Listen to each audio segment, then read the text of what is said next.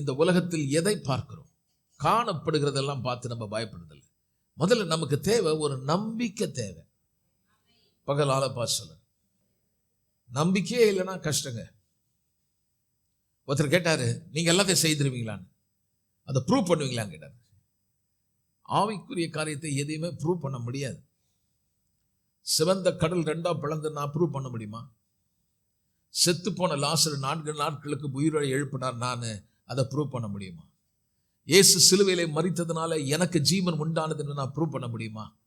எதுவுமே என்னால் ப்ரூவ் பண்ண முடியாது. ஆனால் நான் விசுவாசிக்கிறேன். விசுவாசிக்கிறதுனால நான் அதை பலனை அனுபவிக்கிறேன். அப்ப எங்க தொடங்குதுன்னா நம்பிக்கை. எல்லாம் சொல்லுங்க. அப்ப காணப்படுகிறது நம்புகிறது நம்பிக்கை இல்லை.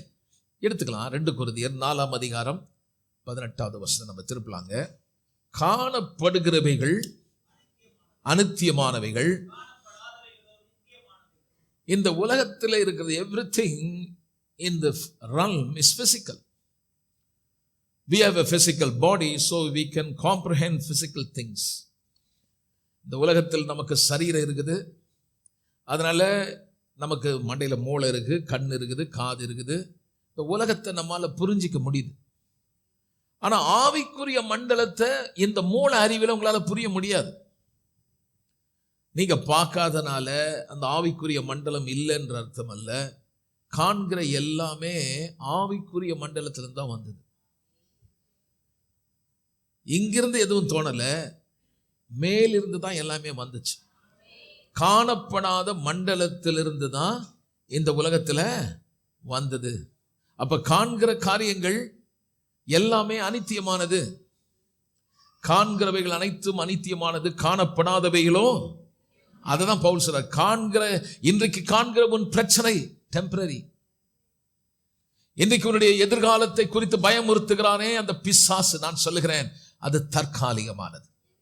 சீக்கிரமாய் சுகவாழ்வு உனக்கும் துளிர்க்கும். வியாதி வந்தாலும் பொருளாதாரத்தில் கஷ்டம் வந்தாலும் உடனே சொல்லணும், இல்லை இல்லை இல்லை இதெல்லாம் தற்காலிகமானது. ஆகவே கர்த்தர் என்ன சொன்னாரோ அதை நான் நம்புகிறேன். எனக்கு வாக்கு பண்ணினவர் அவர் ஒருபோதும் என்னை மறப்பதில்லை, கைவிடுவதில்லை. ஹல்லேலூயா. அப்ப இது நித்தியமானது. இந்த சரீரம் அனித்தியமானது. நம்ம நினைச்சிட்டு இருக்கோம் இதுதான் உண்மையானதுன்னு நினைச்சிட்டு இருக்கோம். இந்த உலகத்தில் அப்படிதான். மனுஷன் செத்துட்டாருன்னா ஒரு கதை முடிஞ்சிடுச்சுன்னு நினைக்கிறான். செத்த பிறகுதான் தொடங்குது இன்னொரு கதை. நம்புறியோ நம்பலையோ, நான் சொல்றதை கவனிங்க. செத்த பிறகு உங்க சரீரத்தை விட்டு வெளியே வரும். அப்படி வரும்போது உன் ஆவிக்கு நீ உடம்புல இருக்கியா வெளியில இருக்கியான்னு தெரியாது. ஏன்னா வந்திருக்கிறது வெளியே வந்த உடனே தெரியும். That's reality. The thing, the body which you see, it is temporal. இது காண்கிற இது நாள்தோறும் அழிகிறது. வெறும் உங்களுடைய உடம்பு மட்டும் சரித்து விட்டு வெளியே வருது பாருங்க, பிரியுது பாருங்க, அந்த பிரிவு தான் மரணம் சொல்றோம். ஆனா அந்த ஆவி இருக்குல்ல, உள்ள உண்மையா வாழ்ந்து கொண்டிருக்கானே, அவன் ஏற்கனவே செத்து இருக்கிறான். யாரெல்லாம் இயேசுவை ஏற்றுக்கொள்ளணும், அவன் ஆவி மட்டும்தான் உயிர் பெற்று இருக்கிறது. அது என்னங்கன்னு கேட்டீங்கன்னா, அந்த மனுஷன் மட்டும்தான் காணப்படாத மண்டலத்தில் இருக்கிற தேவனை ஆராதிக்கிறான். அவன் தொட்டு உணர்ந்து பிசிக்கலா அப்படி பார்க்கறது இல்லை. அவன் ஆவியிலே அவனுக்கு தெரியும். அதனால அவனுக்கு உருவம் தேவையில்லை, அதுக்கு ஒரு எந்த காரியமும் அவனுக்கு தேவை கிடையாது. ஏன் காரணம் என்றால் தேவன் ஆவியாய் இருக்கிறார். ஆவியாய் இருக்கிற தேவன் அவர் சொல்றாரு, நீ எப்படி என்ன தொழுது கொள்ளனா, ஆவியோட உண்மையோட தொழுது கொள். not through your physical senses. தொட்டு பார்த்து உணர்ந்து நீ ஆராதிக்காத, ஆவியில ஆராதி. அப்ப ஆவியில ஆராதிக்கிறது எப்படின்னா, வார்த்தையை எடுத்து பார்த்தா கர்த்தர் சொன்னதுக்கும் என் வாழ்க்கையில் இருக்கிறதுக்கும் தொடர்பு இல்லாத மாதிரி இருக்குது. ஆனா நான் என்ன பண்றேன், மாம்சத்தின்படி சிந்திக்காம ஆவியின்படி அல்லது வார்த்தையின்படி நான் சிந்திச்சு சொல்றேன். ஆண்டவரே, என் சரீரம் செத்து தான் போச்சு, என் மனைவியோட கற்பம் செத்து போச்சு, ஆனாலும் சொன்னவர் உண்மையுள்ளவர் ஆபிரகாம் துதிச்சான் பாரு.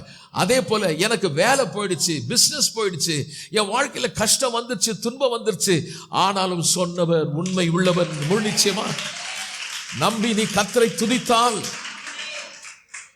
அதுதான் ஆபிரகாம் செய்தான். நம்புகிறதுக்கு ஏதுவான சூழ்நிலை இல்லாமல் போனாலும் சொன்னவர் உண்மையுள்ளவர் என்று முழு நிச்சயமா நம்பினான். எல்லாம் சொல்லுங்க. He was fully persuaded. முழு நிச்சயமா நம்புறது. அதை பத்தி நம்ம பார்க்க போறோம். பார்க்கலாம் சொல்லுங்க, நல்லா கவனிக்கணும். இப்போ நம்புறது என்ன? நம்பிக்கைனா என்ன? வேதம் எப்படி சொல்லுதுன்னு பார்க்கலாம். ரோமர் 8ஆம் அதிகாரம் 24வது வசனம். நம்பிக்கையை பத்தி சொல்லுது பாருங்க. நம்பிக்கை ரொம்ப முக்கியங்க. ஆனா நம்ம தப்பான ஆள் மேல நம்பிக்கை வைக்கிறோம். பிள்ளைங்க கவனிங்க, வேலை வெட்டி இல்லாதவன் மேல நம்பிக்கை வச்சிடக்கூடாது. லவ் பண்றேன், அவன் கொண்டு போய் உன்னை எங்க நிறுத்துவான்னு தெரியாது. நம்புன உன்னை யார் நம்ப சொன்னா? நம்பிக்கை எங்க வைக்கணுமோ அங்க வைக்கணும். உன் வேலை மேல நம்பிக்கை வைக்காத. I tell you, this world system will fail you. இந்த உலகம் உன்னை தோற்கடிக்கும். இந்த உலகத்தில் இருக்கிற economy may fail you. Even the medicine will fail you. உலகத்தில் இருக்கக்கூடிய மருந்து உனக்கு வேலை செய்யாம போகலாம். பேங்க்ல பணம் இல்லாம போகலாம். பொருளாதாரத்தில் பெரிய தோல்வியை நீ சந்திக்கலாம். எல்லாமே அது நம்மளை தோற்கடிக்க பண்ணும். ஆனா நான் சொல்றேன், தேவனுடைய வசனம் உன்னை தோற்கடிக்கவே விடாது.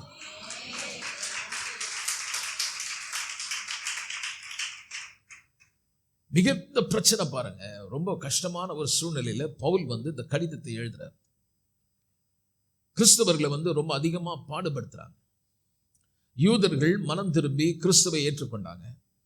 மற்றும் கிரேக்கர்கள் மற்றும் ரோமர்கள் சுற்றி இருக்கிற பக்கத்து ஊர்ல இருக்கிற அநேகர் கொஞ்சமா கிறிஸ்துவை ஏற்றுக்கொண்டார்.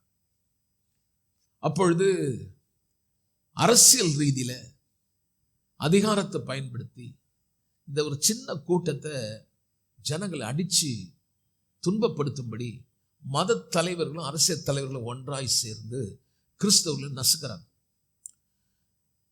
அவர்கள் குகையில போய் ஜெபம் பண்றாங்க. ஆலயத்தை அவங்களால நடத்த முடியல. அவர்கள் எங்கேயாவது பயந்து ஜெபம் பண்ணிருக்கிற சத்தத்தை கேட்டாங்கன்னா அடிச்சு பயந்து குடும்பம் சிதறி போகிறது. வேலை இல்லை, கஷ்டம், ரொம்ப பெரிய துன்பத்தில். நமக்கு ஒரு நல்ல எதிர்காலம் இருக்கா அப்படின்னு பார்த்தா நீரோ சொல்றான், இனி கிறிஸ்தவர்களே இந்த உலகத்தில் இருக்க மாட்டாங்க. ஆனால் இப்படிப்பட்ட நம்பிக்கையற்ற நிலையில பவுல் விசுவாசிகள் கடிதம் எழுதுற, பயப்படாதீங்க. நாசமோ மோசமோ பஞ்சமோ பசியோ பட்டினியோ இவைகள் எல்லாவற்றிலேயும் உங்களை ஒருத்தர் அன்பு கூற ஒருத்தர் இருக்கிறார்.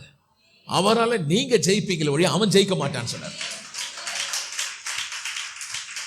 பிரியமானவர்களே, அன்றைக்கு ஏற்படுத்தி கொடுக்கப்பட்ட உபத்திரவம் கிறிஸ்துவத்தை அழிக்க முடியல. இன்றைக்கு இந்த கைலாசம் தெருவில் இங்க ஆலயத்தில் நம்ம கூடி ஜெபிக்கிறது மட்டுமில்ல, உலகம் எங்கும் கர்த்தரை துதிக்கிறதுக்கு காரணம் என்னன்னா அந்த நம்பிக்கை அவர்களை வெட்கப்படுத்தவில்லை.